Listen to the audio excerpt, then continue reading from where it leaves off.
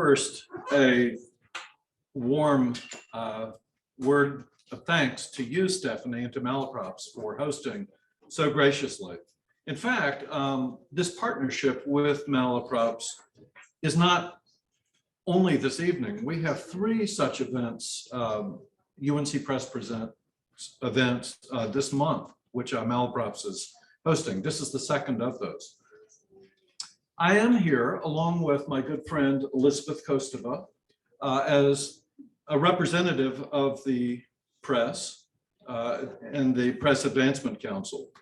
Last year, the UNC Press celebrated its first century of publishing award-winning books for the Academy and for the people of North Carolina and this region. UNC Press publishes books, about 125 books each year, so that's every 3 or 4 days that one emerges. Whether a scholarly monograph, which is intended primarily for other scholars, or a title intended for general audiences, each UNC Press title undergoes a rigorous peer review process, a hallmark of university press publishing. So these are quality books. Well over half win awards each year, awards such as the National Book Award, the Pulitzer Prize in History, the Bancroft Prize, just to name a few. Affiliated with our great state, public university system, the press serves the people of the state by publishing general interest books on North Carolina and the American South, books that explore the history and culture of our region. From its beginning 101 years ago, the press has not shied away from difficult topics that challenge the status quo. Books about race, class, social strife, among others. Tonight's book is one such title. It is groundbreaking, provocative, informative, and forward-thinking, all in the best tradition of the UNC Press. In my mind, no other institution does what this press does for North Carolina.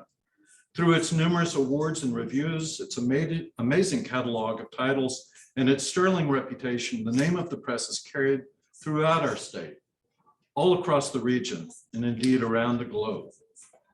But now, it's my pleasure to introduce tonight's author.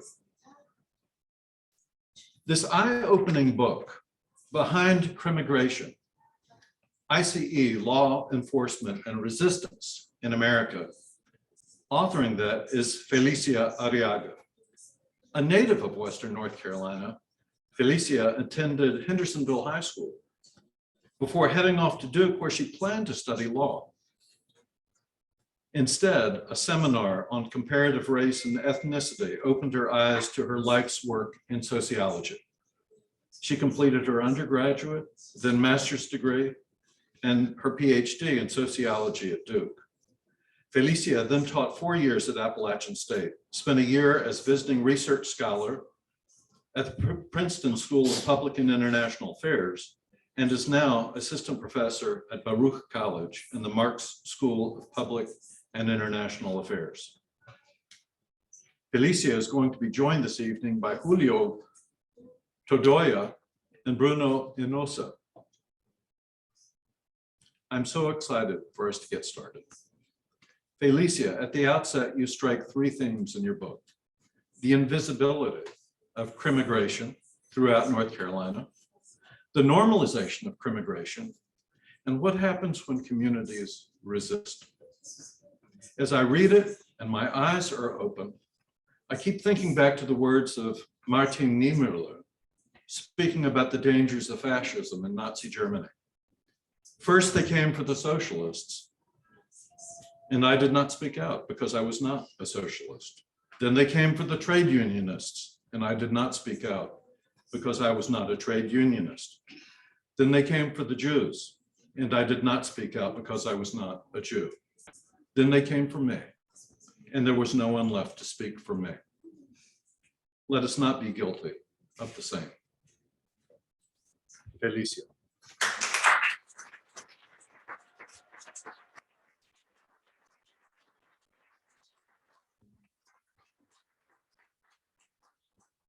Good evening, everyone. Thank you all for joining me. It's so great to have so many familiar faces and family. And I'm sure for folks on the Zoom, I'm very excited to get to see and hear some of your questions and remarks later.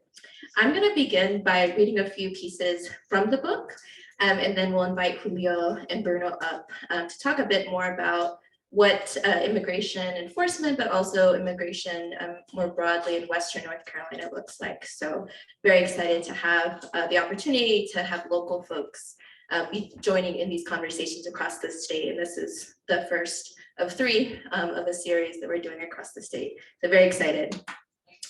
I'm going to begin with the introduction. So page 1 of the introduction, and I'll be saying the page numbers for the interpreters, but you can also mark it as an important piece too, if you have the book. So I'll just start there. In the fall of 2017, as I drove down I-85 South to Charlotte, North Carolina, I noticed a van pulled over on the northbound side of the highway with 2 police cars behind it and 7 individuals, all of whom looked to be Latinx, walking away from the van.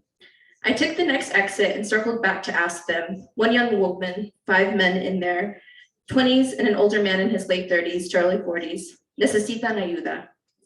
Did they need a ride anywhere or some help? As I drove into the closest hotel, the Roadway Inn and Suites, I learned that the driver of the van had been pulled over for speeding. He was a legal permanent resident who was eventually arrested for not having a driver's license. I also learned that they all had recently crossed the US-Mexico border, intending to meet family in Maryland and New York. Hours later, I dropped off the older man in Charlotte with his family members, and I anxiously hoped that their 6 would be picked up at the hotel, where they all waited a ride from the young woman's family in hopes that they would eventually reach their intended destinations. Ironically, that day, I was driving to observe a related meeting that was taking place the following day in Charlotte. I was deep in my 2nd year of field work, visiting familiar places to attend 287G program steering committee meetings. These are performative exercises by sheriffs and Immigration and Customs Enforcement, or ICE, officials related to the 287G immigration program. This voluntary program deputizes local law enforcement to act as federal ICE agents, typically in a jail setting.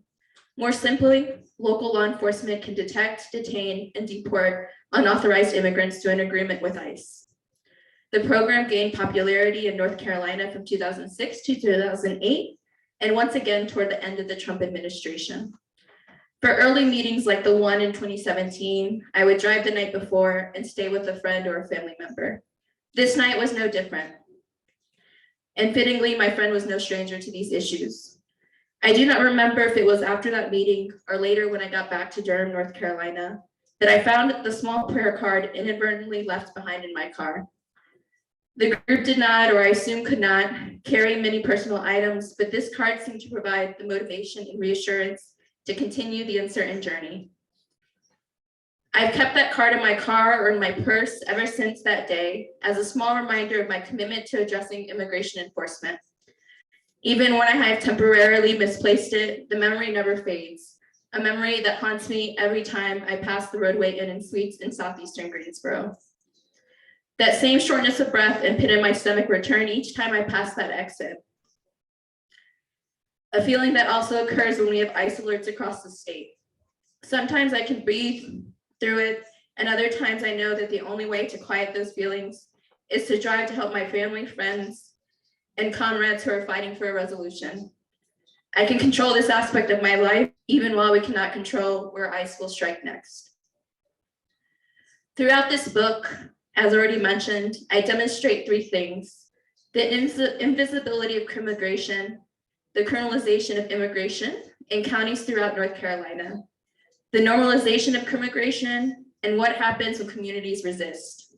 Specifically, I focus on the routine ways that law enforcement and local government agencies collaborate and communicate with ICE throughout the state, focusing on 287G programs, which allow deputized local law enforcement officers to act as ICE officials within local jails. The American Immigration Council explains that under Section 287G of the Immigration and Nationality Act, the Department of Homeland Security may deputize selected state and local law enforcement officers to perform the functions of federal immigration agents. Like employees of ICE, so-called 287G officers have access to federal immigration databases, may interrogate and arrest non-citizens believed to have violated federal immigration laws, and may lodge detainers against alleged non-citizens held in the state or local custody. In 2015, as I began my field research, 5 offices operated with these 287G agreements in the state: Henderson, Cabarrus, Gaston, Mecklenburg, and Wake counties. Called a force multiplier, the 287G agreement provides an additional level of support to local law enforcement and identification processes. This interior immigration enforcement is an example of the devolution of immigration federalism, or the reallocation of responsibilities to local law enforcement entities to embark on immigration enforcement matters. I began my academic field research about 2 years prior to picking up these strangers in 2017. However, I unknowingly, sorry for the interpreters, I'm on page 14, so sorry, page 14 at the bottom of the page. I began my academic field research about 2 years prior to picking up these strangers in 2017. However, I unknowingly entered the field when I was born in 1990 in Hendersonville, North Carolina, a small town outside of Asheville. I say unknowingly because I continue to dive into the history that situates both my family and the wider Latinx immigrant community within an immigration policy regime. My family lives in Henderson County still, in Western North Carolina, where my family migrated in the early 1990s after moving back and forth between North Carolina and Florida, along with many other families looking for work, picking, among other things, apples and oranges. I do not recall the first time I feared the Polimigra, or what a community organizer described as the multiple migras, immigration enforcement that seem to coexist everywhere today. But I do know that the process of diving into the specifics of it within my hometown was an overwhelmingly jarring experience. It was like watching a terrifying history unfold right in front of your eyes. And yet, discussions at many of my family meals remind me that these enforcement practices have been and will unfortunately continue to be part of our routine conversations, but also part of a cultural intuition that draws on community memory and collective experience.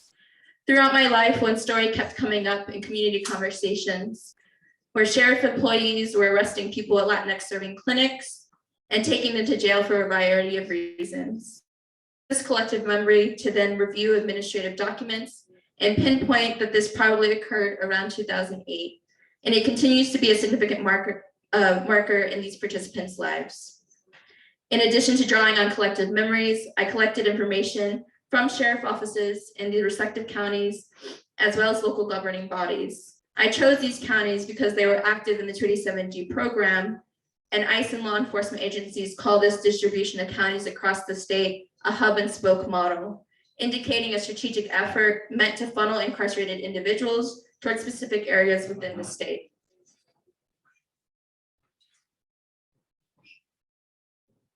I'm going to skip to page 40.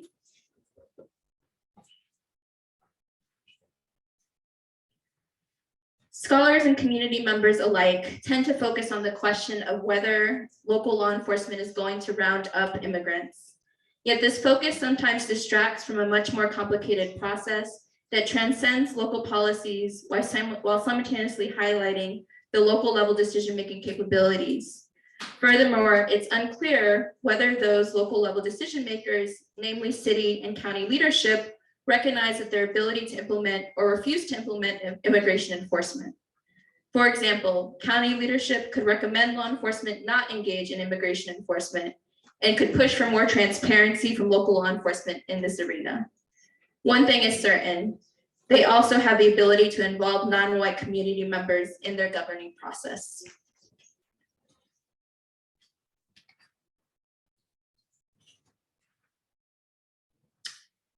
I'm going to be on page 66. Unlike the police chief of a local police department, who may still collaborate with ICE, sheriffs are elected officials with a complicated relationship to a county board that has varying levels of oversight, as described in the previous chapters of the book. In most states throughout the United States, the sheriff is the most senior law enforcement officer in the county and is also the head administrator of local jails. Although the county board, who are also elected officials, may direct and advise the sheriff decides many functions without their oversight, like entering into partnerships with ICE or other federal agencies. I'm going to skip ahead to page 69. I'm also going to talk a little bit about Henderson County now, since that's where I'm from, and that's one of the counties that I focused on. Most discussions about the program in Henderson County took place during the initial implementation years of 2006 to 2008. Beyond the 287G program, then Sheriff Rick Davis would inform the county commissioners about the sheriff office's involvement in worksite enforcement actions in the fall of 2008. Page 70, that's the bottom of 69, the top of page 70. In 2009 and 2010, Sheriff Rick Davis would provide updates about the program to the county commissioners, including statistics, charges of those arrested and detained, and the cost of the program. In 2009, the number of ICE detainees will also continue to be part of the discussion to expand the detention center. Surprisingly, around this same time, issues of immigration discussed with the county commissioners included the U visa program and presentations by local faith leaders in 2010. While immigration enforcement often negatively impacts the lives of immigrants, U visas, non-immigrant visas available to immigrant victims of certain crimes, are more of an immigrant integration tool that also promotes immigrant community involvement with local authorities like the police. Going on to page 71. Actually, sorry, I'm going to skip that and go to page 72.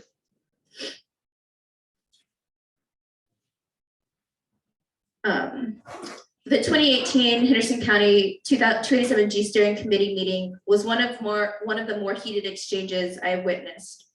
For starters, instead of being held at the detention center consistent with previous years, it was held in a smaller room in the county courthouse, meaning that only about 40 people were able to fit into the room. As a response to ICE arrests earlier in the year, community members were also encouraged to attend the meeting, prompting additional ICE presence in a pattern that would continue into 2019 across the state. At this meeting, 5 ICE officials were introduced, along with the main point of contact between the Henderson County Sheriff's Office and ICE, Lieutenant McDonald from the Sheriff's Office.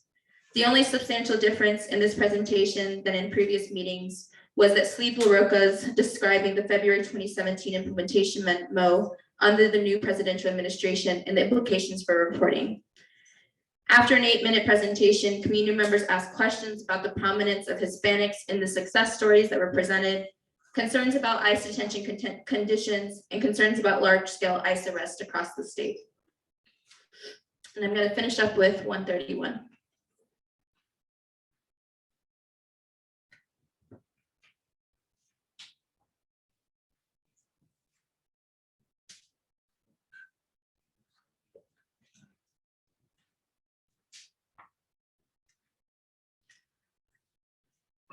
In conclusion, before we get to some time with Julio and Bruno, at the concluding piece of this book, I ask, how do accountability structures develop and persist?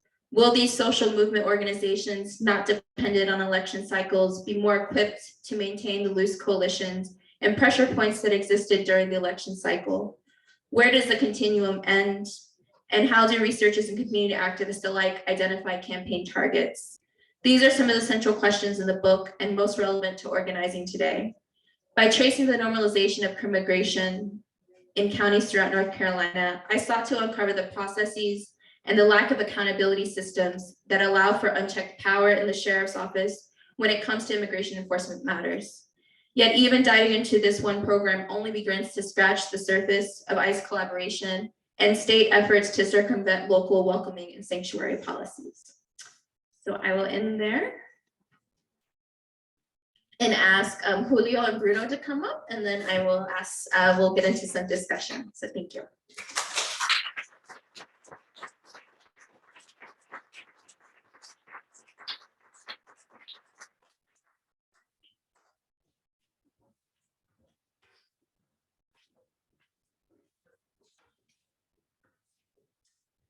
So welcome, Bruno. Welcome, Julio. I'm going to ask each of you to just briefly introduce yourself for folks who are here in person, but also for folks who are zooming in.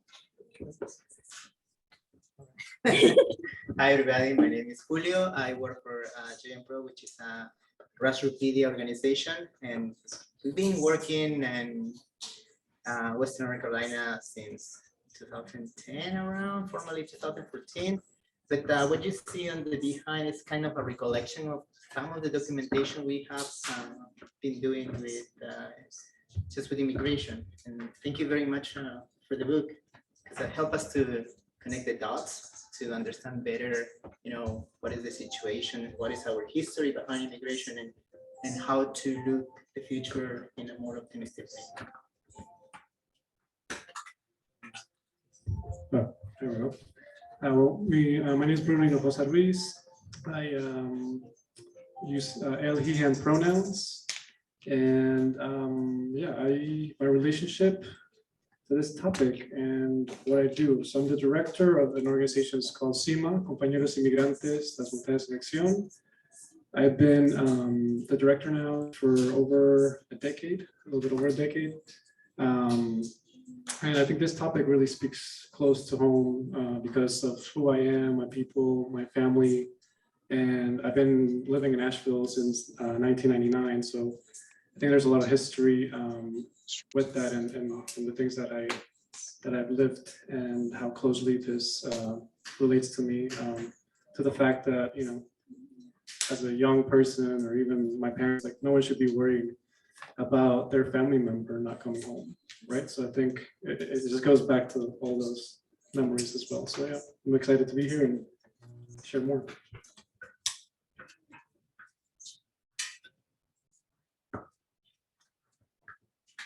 Thank you. And I also invited these folks because, as I mentioned, when I was doing this research, I was going across the state of North Carolina.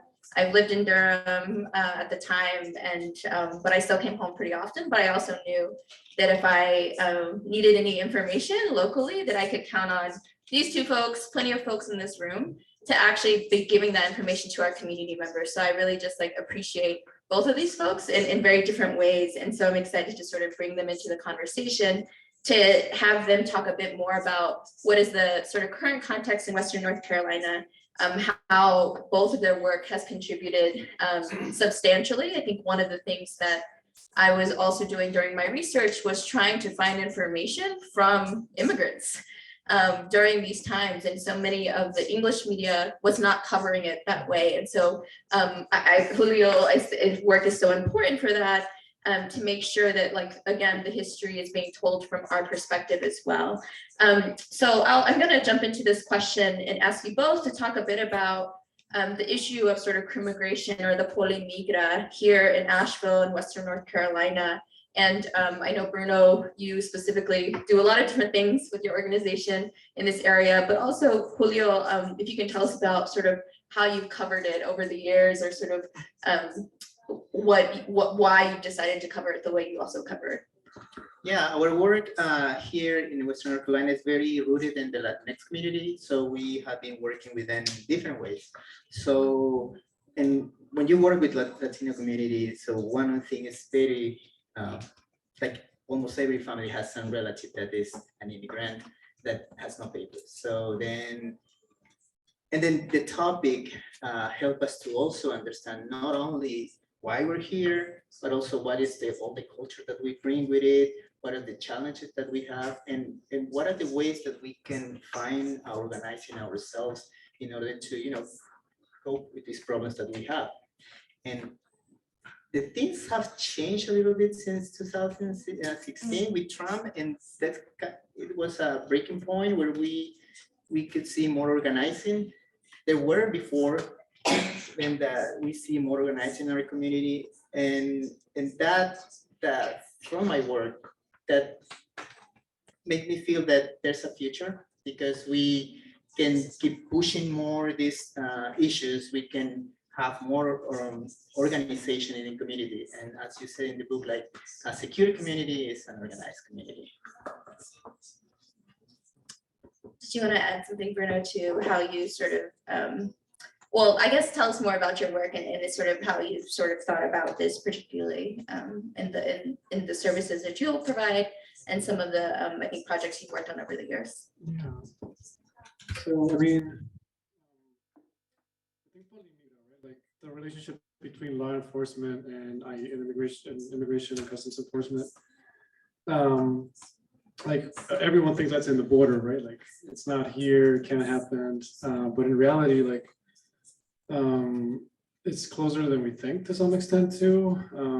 I think the work that we do, that CIMA does, is we organize people to end those relationships. So back in 2007, before I was even part of the organization in Buncombe County, the sheriff was thinking of entering this relationship, and because of community efforts, he listened, and after pressure from the community, they decided not to do that. So I think for me, it's closer than we think, and like it's always a thing, right? Like every so often, they're contracts. So specifically the 370 programs, they're contracts that people, in this case, the sheriffs decide whether to do or not renew them. So I think it's a cycle, and we need to just check that cycle, check that power. And unfortunately, Western North Carolina, and I would say just generally in the South, we're dealing with xenophobia and racism that's very close to all the structures, including schools, the police, the law enforcement agency. So I'll just leave it at that, I think, to that extent. But that's our work is mainly focused on ending those relationships and organizing people and really educating the allies, but also our community members. And that's a great point. I think some of the sort of systematic, the larger sort of structural things that you mentioned are important for us to talk about as well. So do you mind sort of talking about how that is maybe a challenge in your work, and whether it's working with some of the local elected officials, maybe it's working or not working with community members? I talk a bit about in the book sometimes the challenge of working with particularly like really well-meaning white people, and thinking about how that can sometimes be a challenge if maybe the people of color aren't leading. So I know that's a big question, but if you want to try to tackle just how sort of what challenges have you seen in maybe trying to combat some of these partnerships?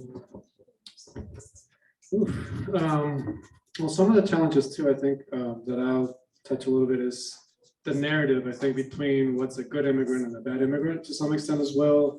And even talking amongst our communities, right? Like, what does that even mean for us when it's I'm living in a mixed home status, or my family is undocumented?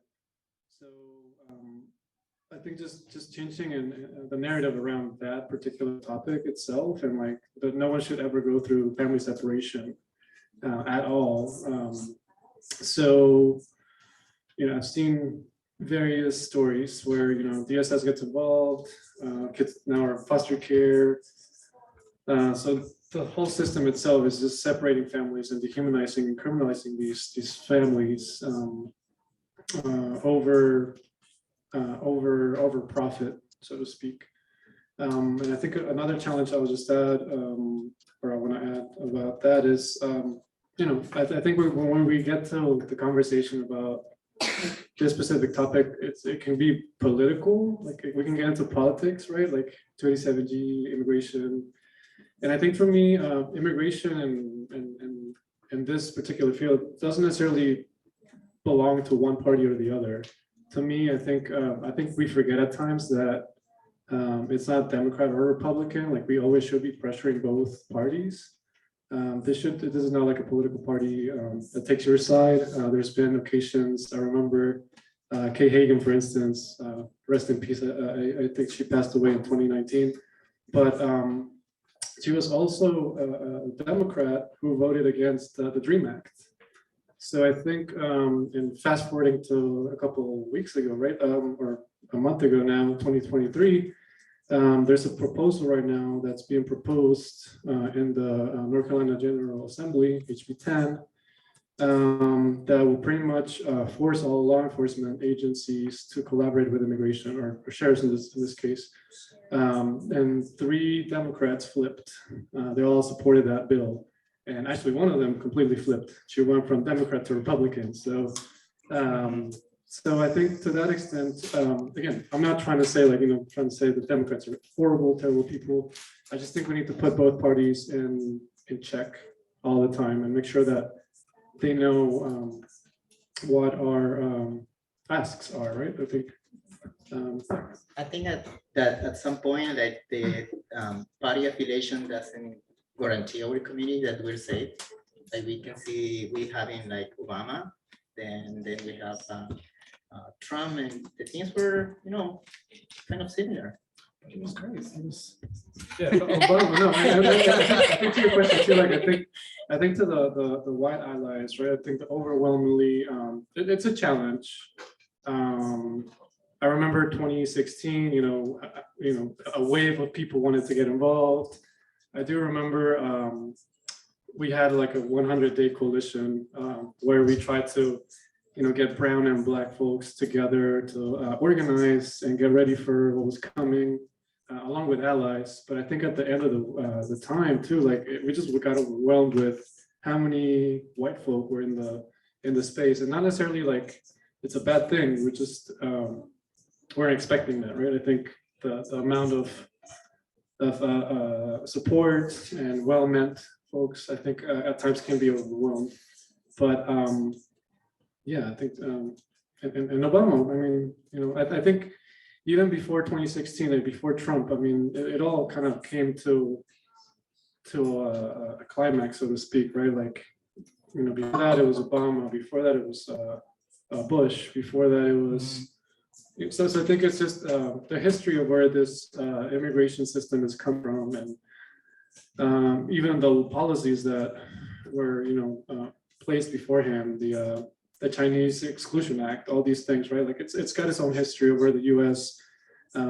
Began and how we're not so far from where it started. So I think it's always good to remember the history and kind of like the starting, right? Like that was mentioned earlier, like it's not me. Why should I worry about it? Like until it's me that they're coming after it, then we're starting to realize, oh, we're in trouble.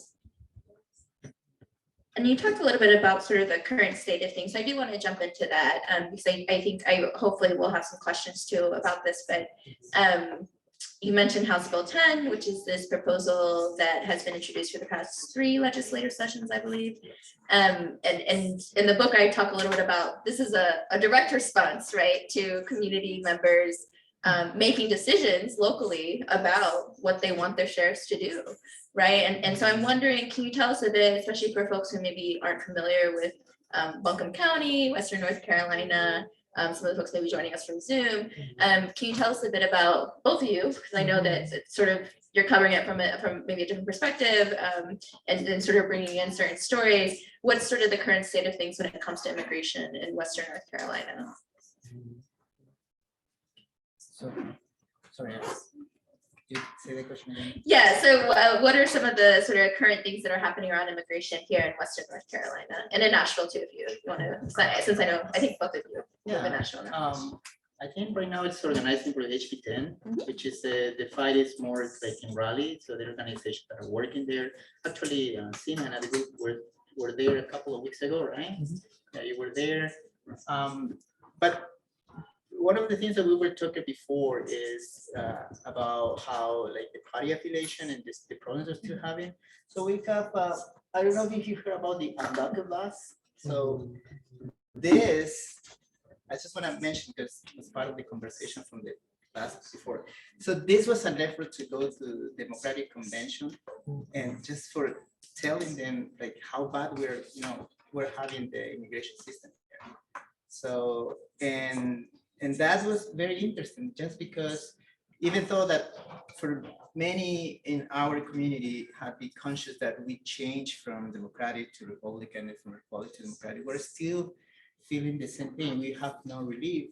And one of the things that right now I perceive in the community when I talk with them, it's kind of it's tiredness because people they say, hey, what I'm voting, I mean, for what? So see, Biden was with Obama, so what is going to change? I mean, it's the same thing.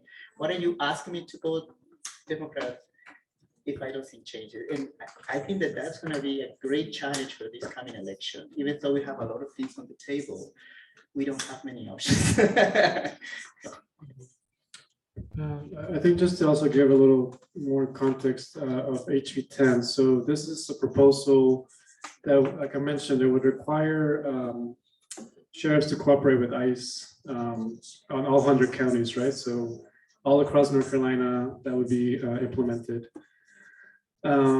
So right now, where that stands, and yeah, like as you mentioned, it's been a bill since that they've been trying to introduce since 2018, 2019, because 5 sheriffs, who by the way were all Black for the most part, decided to not collaborate with immigration. So that's like a backlash, right?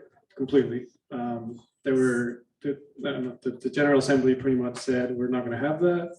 And they started, proposing these bills. So right now, I think it's the closest, scariest time of it because we don't have enough votes to veto it. As I mentioned, 3 Democrats decided to vote for it. One of them became a Republican. I can share the names if you want to give them an email. So I think, and then also at the Senate, there's a Senate bill that's similar to the HB 10. So it's very thought through. So if in case the House bill goes through, or if it doesn't, there's another copy one in the Senate. That one's similar on all aspects of it. So under this bill, the jails or confinement facilities must comply with an immigration enforcement detainer request for any person charged with any criminal offenses. So this would reverse what we've tried to do here in Buncombe County with the Sheriff's Department since 2019, I believe. And again, this undermines all the work that all the communities across the state have done to feel safe, for people to actually go to the Sheriff's Department and say, hey, this is happening to me. Victims of domestic violence, that kind of thing. And also, I think for the most part, the local jails will then also take these expenses onto their own hands. So again, making the local places pay for something that's a federal, the federal agency should take it over, and it should not be here at a local context. So just to give that a little bit of that. I want to add something there. One of the things that is happening since the last election, so the Republican Party gets a majority, which is something that is very difficult. Like, for example, if the governor veto one law, they can override it. So then there are many on the queue. So there's anti-gay, anti-LGBTQ, anti-immigrant, and anti-protest, and there are different. So right now, between all the bad situation, there's also a good possibility to start like crossing activism, like Latino community doing campaigns in partnership with the Black community, with the LGBT community. That's the way we can have more power that can be visible. Because one thing to understand is in our community, we have distinctive limitations. Like, it's not the same like to go to a protest when you don't have driver's license. Like many other communities can do civil disobedience, can be detained and then released.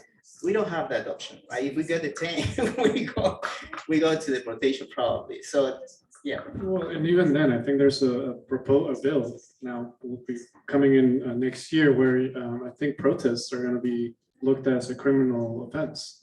So we're talking about we're not so far off from not being able to express your freedom of speech. So I think we're in that moment where it's getting a little scary, so to speak, right? We're coming after all these communities, and I agree. I think we do have to come together, build some sort of coalition in that sense to make it stronger. And I mean, unfortunately, too, like whatever happens in other states is coming down our pipeline, right? So I'm sure many of y'all have heard of Florida, what's going on in Florida. So I think SB 1718 there with the E-Verify, they're trying to amplify it everywhere, and also criminalize people that are transporting an undocumented person, making that a criminal offense. So you're talking about harboring people. And if I'm visiting from North Carolina to Florida, I could get stopped and potentially get a criminal offense just for traveling with my family, right? So maybe that's a thing. Maybe we all boycott Florida, the beautiful state of Florida. I don't know. I'm just thinking, but I think also like with that too, we've had some wins, and I think we should be proud of that too, right? Like I think for me, always comes the place of we've survived so many things.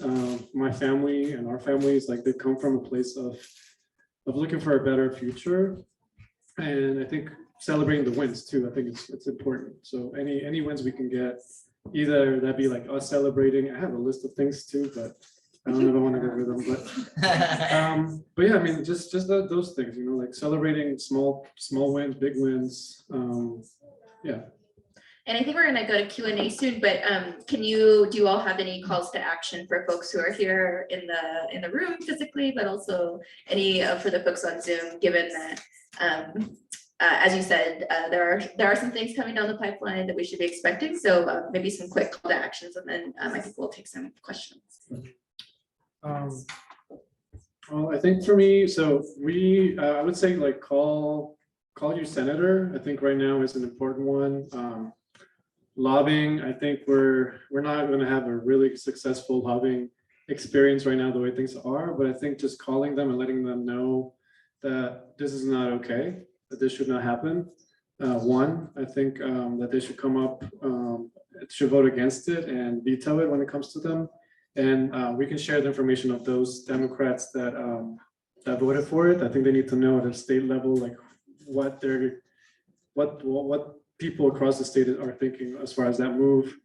I would say also, yeah, like, you know, follow the organizations, follow us, follow JM Pro to see more actions. I'm sure that we had a lobby day where we took youth to lobby and rally. That was an experience for them, where they got to see, you know, people, these senators, legislators shutting their doors in their faces about a topic that they care dearly about. So that, to me, we came back very, you know, mixed emotions, but the main one was that these kids, some of these kids went back and they're like, you know what, I'm gonna vote.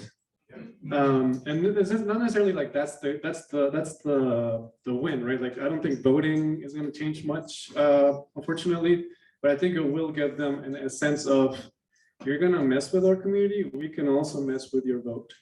So I think that power dynamic, they need to know that the people, the community are strong, and they should be listening to the people that they're, you know, they're up there in those offices for. So also donating, I don't know, donating to the organizations at a local level, state level, that are creating this space and movement. Yeah, I don't know, maybe there's, I don't know if you want to add. Yeah, one of the things that can change, like, just the issue to be an immigrant issue, to change it to a community issue, is when we have the participation of allies. So we need all the other communities as allies fighting with us in the immigration topic. Like, if you see the picture over there, the second one is when the raids on 2018, the sheriff felt compelled to come because different members of the community asked them to come and explain what is happening, why these raids are happening in our community. So this is the power of be united. So, and for me, the call to action is like, just get into the topic, you know, ask your neighbors, or there are different organizations that can explain how you can help. There are different ways, and also, as Bruno said, donate. So one of the problems that the organizations that work in immigration have is the funds. So there's not many funds for immigration. Like, you say, hey, you can see when there are more organizations working on topic is because there are more funds over there. So immigration is and it encourages the people that are going to protest it, they put their own money. when the people go somewhere, they just put from their own pocket. So join us. I mean, ask for more information and happy to help. So we also have a sign up sheet and information for SEMA if you want to do, follow us, newsletter, etc. So that's one way to stay active. I would say also, as things evolve with HB 10, I mean, there's like a 90-something% chance that it will move forward. I try not to think about it Well, right now, but I'm just being realistic to some extent, but I think it's more than anything like preparing our communities. And I think also at a local level, right? Like talk with your governor, talk with your talk with and your governor, Yeah. but your mayor, your sheriff across the state. I think we're gonna definitely see some movement in all these various counties where we do need to get active and just try to see what we can do with what's coming down and what's possible to shift away from that legislation. Like, I don't know, I think we're gonna have to see what some folks at a local level, the city council, the county commissioners, ways that we can, just talk about alternatives to some extent. So I think that's one. I know that for us, we're also funds for people that might be detained, just all the things that can come down that organizing piece. So I think, just keep up with the work that we're doing, and as it evolves, really. yeah, thank you both for joining us again. Yes, these are two folks that I always sort of look to get the most recent information locally. So I think we can take questions here. I'm looking at Stephanie as well, just to see if there's any questions in the Zoom, or should we start here and then? We do have a couple of online questions, but why don't we start here and then we can kind of trade off. So if there's Okay. questions in-house first. Yes, and it's okay if just people stand up. Okay. So I need to just stand up. Yeah, or sit, that's fine. We can hear you. Okay. We'll just repeat it back. So do you know the Senate bill equivalent of House Bill 10, Yeah, that's SB 50. SB 50, okay? Mhm. And in your experience, what has the potential? I'm gonna contact my representatives. What has the potential? What should I say that they maybe they'll listen if, like, I get the cost that local is now bearing the cost of what is really a federal issue. So I get that. I mean, anything that speaks of money politicians tend to listen to that. But is there anything else? And then thirdly, I mean, why are we not, like the Citizen Times, for instance, doesn't publish anything about any of this? I mean, why is this just not, why do we not know anything about this? So I'm gonna toss the last part to Julio, and then we'll come back to what some of the talking points that we Okay. typically use. That's a good question for them. I mean, yeah, I cannot, but I assume there's, behind the immigration problem, there's many political and economical gains that some groups of power have. And for this situation, so having somebody in the family working for less than the minimum wage, working overtime hours without protesting, is a gaining for some people and corporation or whatever it is. So I think there are many things related then, but yeah, it's not a good business keeping the community informed. I mean, and to some extent, that's capitalism at its best, right? Like gaining off profit at a low wage.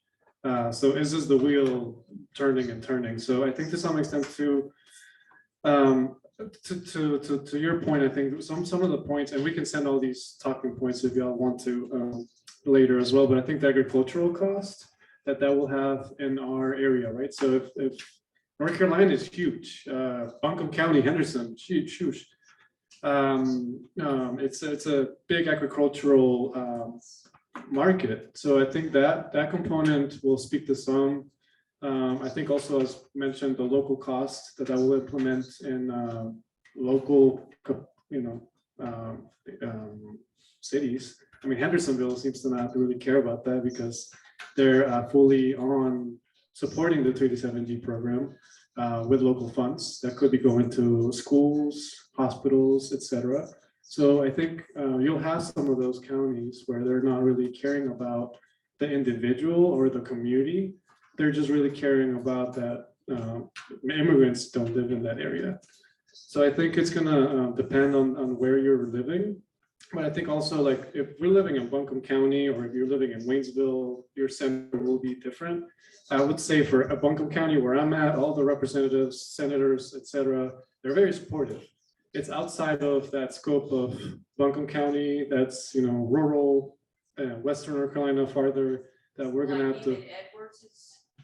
Oh, I mean, yeah, Chuck Edwards, yeah, he would be a person to Oh, push. yeah, Yeah, sorry, no, but we're talking about more of the North Carolina General Assembly, not, yeah.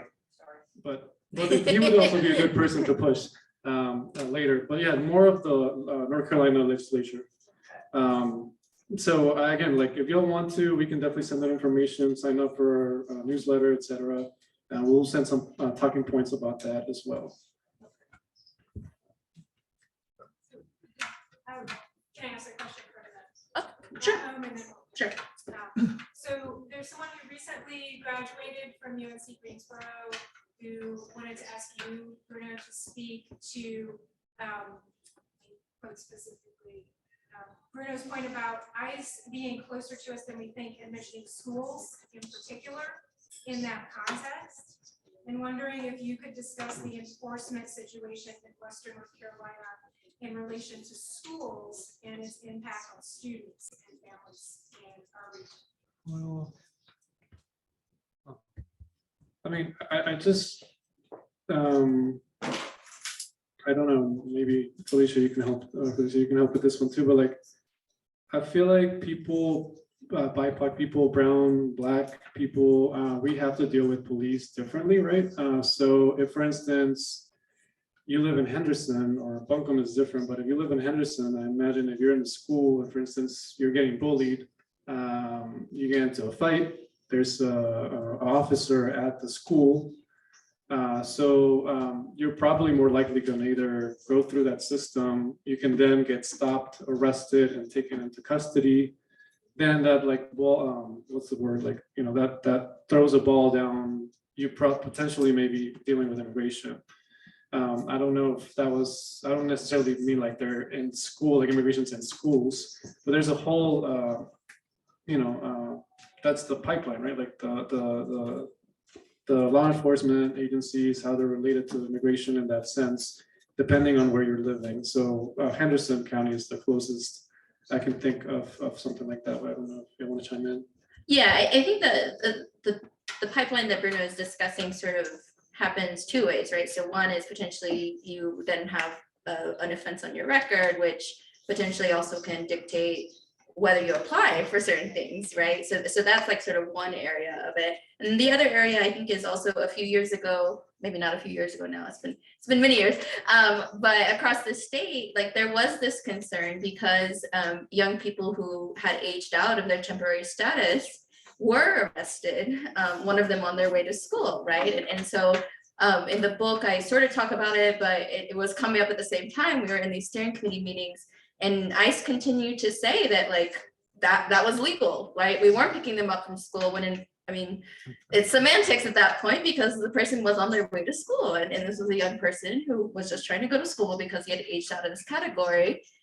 He was arrested by ICE and was in detention. In Durham, they were able to advocate for one of those young people and eventually got him out of ICE detention, right? So I think one of the things that this picture didn't make it into the book, but this picture that ICE uses for its training materials shows all the places where ICE can pick up people, right? So the different pieces of the criminal justice system where if we don't know what the policy is, it's potentially happening, right? And so I think that the sort of transparency, the not knowing piece is what is scary to people, right? And then, I mean, I've gone down plenty of rabbit holes trying to ask the prison system, asking them what is their policy when someone is arrested in the prison system. and what happens once they get released? And they still haven't responded to my questions, right? So part of the sort of, I think, request is for people in this room to ask those different entities, ask the school resource officers what happens to that information when anyone is arrested, right? And I think that that's the route that Durham took whenever this happened in their community, was writing policies that made it more of that the superintendent had to be notified every time there was a warrant, or every time there was an offense that was going on within the school system, right? So I think some of it is potentially, it may not be happening, but we also think, I think with the school system, that anytime there is a fear of ICE in the area, right, we also know that people are then scared to go pick up their kids, right? And so I think some of it is thinking about what are the other areas where this is going to potentially cause fear in the community, but also how do we really think about the policies and ensuring, right, being certain that there isn't going to be a possibility that ICE can actually access anyone through some of the carceral system. And that's, I think, part of the book, part of the sort of conversations that we've had with many community organizers across the state, is being certain that there is greater transparency in the whole entire system, right? And that, because again, the sheriff is elected, right? That's sort of the point of part of the book, is that we do have actual direct ability to elect that person, and to also make sure that we're having conversations with them. I know here the relationship is different, right, than in Henderson County, where the relationship, I mean, plenty of folks in this room, I'm looking at someone, Alon, whose birthday it also is today, as well as my sister's, but plenty of folks in this room have sort of been at the forefront of making sure that these conversations are happening within our communities too. I'm gonna take another question from, and I'll just note that we're a little past 7. Okay. We also got started a little late, so just I want to be conscientious of everyone's time. So we can certainly take another question. Okay. And then it's up to you if you want to take one after that. Okay, we'll take a question from in here, and then maybe we can get the collective Zoom question if there is more than one. My question should be pretty, it's kind of an extension. I teach at the University at UNC. I'm really concerned about not only the safety of folks coming, to my university and to the community colleges. I also want us to be welcoming, right? So I guess my first question is, how safe are you? And number 2 is, do you feel welcome? And does it vary community college to community college? Because I think that we should be doing that. I can start it, and then since I don't live here, I'll also pass it to other folks or folks in the room, right? So plenty of folks here also are sort of like from this area. Yes. So I think the question is about sort of like, do we feel welcome? And I think specifically at sort of the university setting, both community college and university setting. So I first started doing legislative work, doing tuition equity campaigns across North Carolina. And we just held this conference at Appalachian State. So some of my sort of conspirators are back there.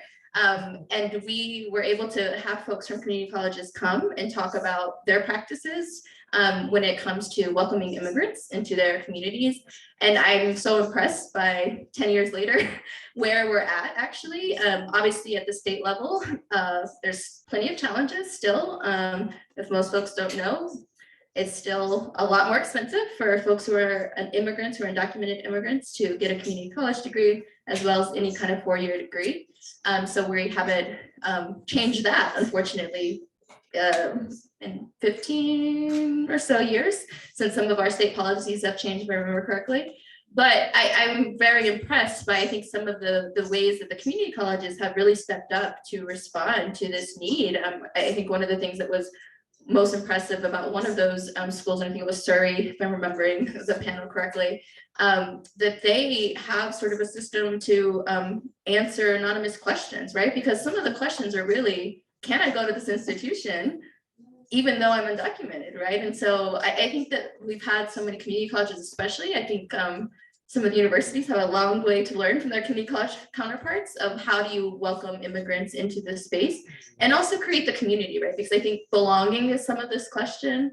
And I think that we started this project at Appalachian State a few years ago called the Immigrant Mountaineers Movement, because we really wanted to make sure that folks felt welcome and at the same time wanted to train allies, right? So that they understood these are ways that they could also take action within the at Appalachian State. So I think that that's like the answer around like, how do we do it sort of like a policy level? But I'm not sure. And also I'll say that obviously there's also some state things coming down the line that are going to make that challenging. So at the state level, we're also sort of seeing this push from the UNC system to also tighten some things around things that we might consider diversity, equity, and inclusion. So I also say that having just moved out of the state, so take it with a grain of salt, obviously, but also like, I appreciate anyone who's an educator in this moment, but I don't know if Bruno or Julio want to add.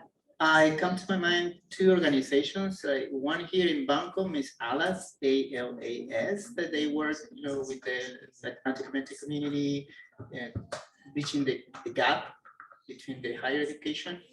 And in Henderson is True Reach that has a new program called La Promesa that is trying to do similar things. Yeah, but I think to some extent, the work that they're doing, and to some extent, is just putting a Band-Aid on a bigger issue, right? So I think, because it's just you're paying in-state tuition, which for instance, if I were to go back, or if I were undocumented, I were to go back to college, even at Ivy Tech, for instance, I would have to pay 3 times as much, right? Even though I've lived in Asheville for 20 plus years. So there's ways that these community colleges have figured out a way to help them either by grants that the community members can then give to the student. But again, it's just putting a Band-Aid on a bigger issue. As far as the welcoming, I mean, Asheville, I will just speak. I've been here for 20 plus years. It's very interesting in the way that they portray Asheville as being very diverse. When in fact it's not, right? Like we all know it's not. It's very segregated. It's a different picture than we get. It's very artsy, very interesting in that way. But I think deep down, the city itself still needs to work a lot on different on that component. I mean, the city council and county commissioners we're working to getting the place to where they believe community needs to be. So I definitely think there's a future for that. But even maybe taking UNCA, I believe they have a long way to go. There are people inside working hard to where it is now, and I have a couple of friends that I can say that are working within the system and not losing their souls. So that's great. But it's always hard because I think even when you get ideas, you get pushback within those structures and systems. Is there a collective question from the Zoom maybe? So there's two, but one is short. Okay. So one person is just asking you, Felicia, who is your, make sure I phrase it properly, who is the intended audience of your book? And then there is a longer question that's about healthcare, sort of similar to what we were talking about with education, where you had mentioned an anecdote about someone being arrested by ICE outside of the clinic, and wondering about how crimmigration creeps into the health system and what, if any, legal protections there are within that system. Okay. So the first one, I think the audience is for the sort of the like other academics side, meaning like other people who research this, because I think for a long time we've been talking about it, as Bruno mentioned, as this is happening at the border. And part of the sort of the way that I wanted to structure the book is to say, no, this is happening in our backyard, right? This is happening and we can do something about it, right? So again, this is a very sort of a book about local politics in many ways, right? Even beyond the, I think, Democratic Republican rights, it's about how do we get involved locally, right? So I think it's both a book for sort of community members and also for other academics, because as a first generation doctor, all of those things, I found it sort of frustrating going through the process of getting my PhD and having people not say that this was important, right? And that's an unfortunate, again, as Bruno also mentioned about the sort of structures of academia, is that we're sometimes discouraged from studying things that matter to us. And so for me, this is sort of a response to 10 years of being in sort of academia and not feeling that like this issue was being valued, right? And an opportunity to open up a conversation with community members. So again, all of the sort of conversations are going to be with community members so that, sorry, yes, I'm sort of giving an accounting and obviously like I did a bunch of work reading a bunch of like documents to be able to sort of construct that side of the history, but all of that history doesn't have context unless we have the community members talking about like what this meant for them as well. With the healthcare piece, I will say that, so the excerpt I read is from years ago. So I hope it's not happening today again. It's one of those things that at least in North Carolina, I hope it's not happening. And I think we have to think about ways of how do we like ensure it's not happening, right? So when I was sort of talking to Sheriff, Henderson County Sheriff officers about this, they would just say, well, that was a different sheriff, right? It wasn't the sheriff that's currently in place. And while that's fine for them to say, it doesn't necessarily do anything about the certainty that we need to make sure it's not happening. Right. And so I think often what communities across the state have done when there is concerns is requested checkpoint data, right, from local law enforcement agencies to be able to prove or not prove where it is that these stops are happening, right? And if it's always at the same church, which is also something that plenty of community members also commented on when I was doing some interviews as well, if it's always at the same church, why is that the case, right? If it's always at the same place, then we need to be thinking about how to change those practices, right? And so I think Durham, a few other places across the state have really put pressure on the traffic stop component so that the law enforcement agencies are responsive and also giving them more of an opportunity for a conversation, right? So I think that that's where it's at currently. Obviously, again, like my family lives here, but I don't live here. So I also like want to pass that question to Bruno and Julio to sort of maybe talk a bit more about sort of if there's been sort of any ICE activity or sort of any concerns around specific places in Western North Carolina, or at least in Nashville as well.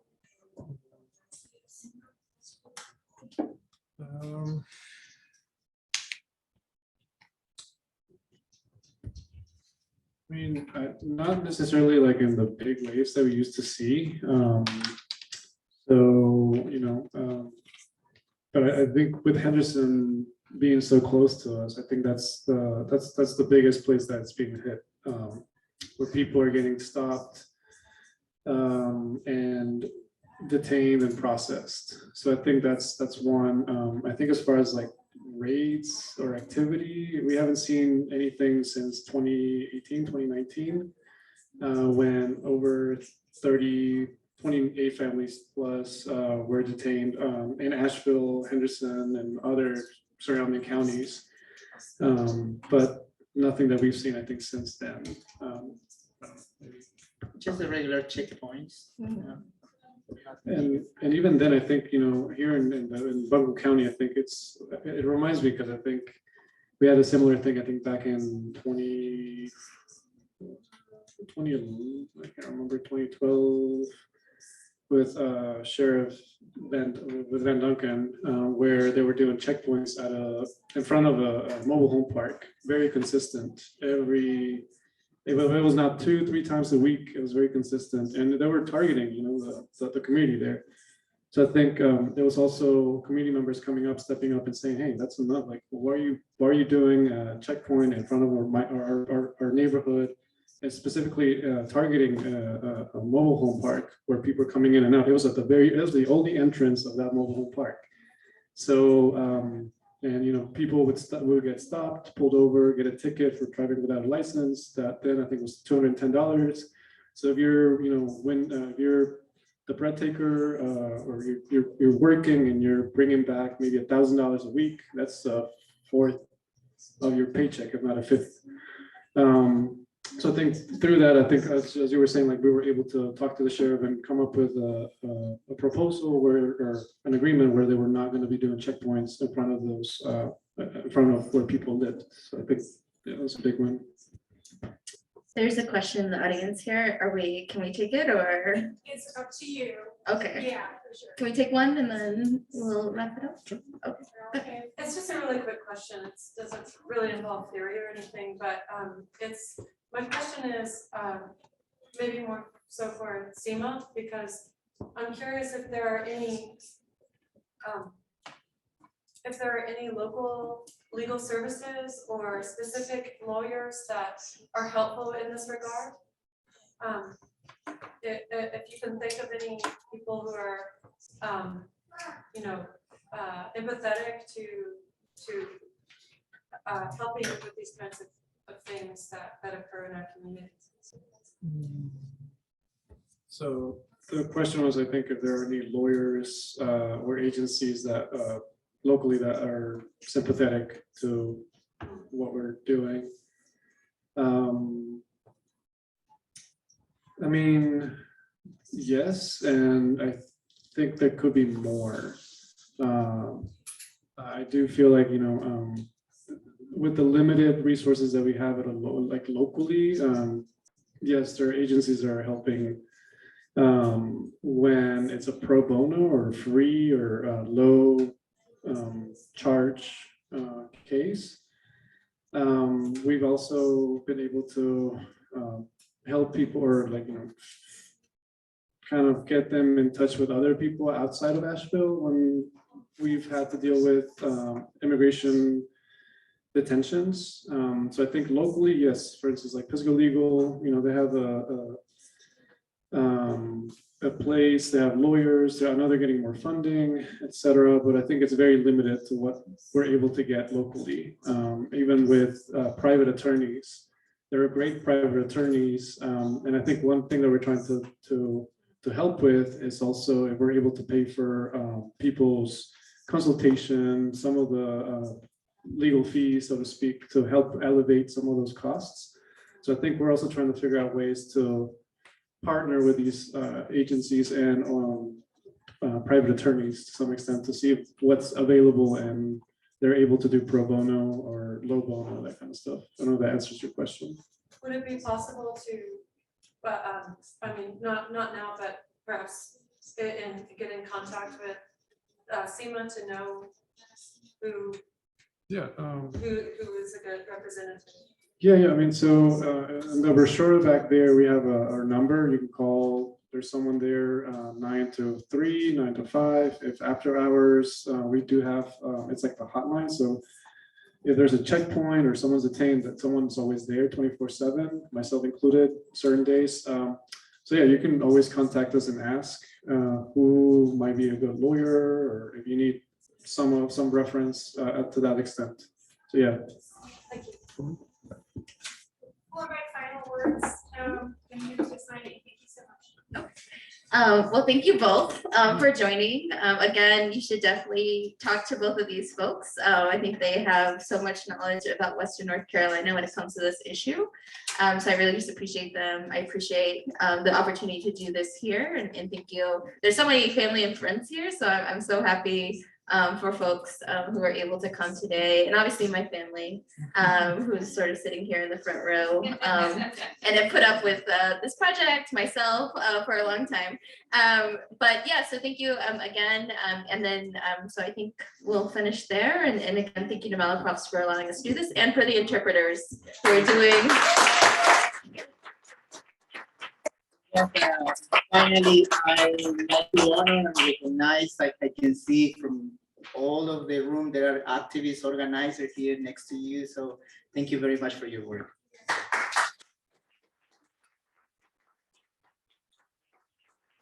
I just say, like, also the people, they're your family. I mean, shoot, they came from their houses, drove all the way here.